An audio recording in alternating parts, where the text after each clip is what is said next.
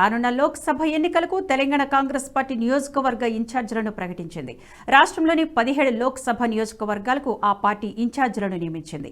Assembly ఎన్నికల్లో party గెలుపులో కీలక పాత్ర పోషించిన వారికి బాధ్యతలను అప్పగించింది.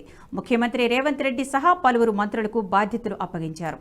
చేవెళ్ల, మహబూబ్ నగర్ నియోజకవర్గాలు రేవంత్ రెడ్డి, సికింద్రాబాద్, హైదరాబాద్ మల్లు భట్టి విక్రమార్క, నాగర్ కర్నూలు జూపల్లి కృష్ణారావు, నల్గొండ ఉత్తమ్ కుమార్ రెడ్డి, భువనగిరి కోమటిరెడ్డి వెంకటరెడ్డి, వరంగల్ కొండా సురేఖ, మహబూబాబాద్ ఖమ్మం పొంగులెట్టి శ్రీనివాసరెడ్డి, ఆదిలాబాద్ సీతక్క, పెద్దపల్లి దుద్దిళ్ల శ్రీధర్ బాబు, కరీంనగర్ పొన్నం ప్రభాకర్, నిజామాబాద్ జీవన్ రెడ్డి, జహీరాబాద్ పి సుదర్శన్ రెడ్డి, మెదక్ దామోదర్ రాజనరసింహ, మల్కాజ్గిరి తుమ్మల నాగేశ్వరాలకు బాధ్యతలు అప్పగించింది.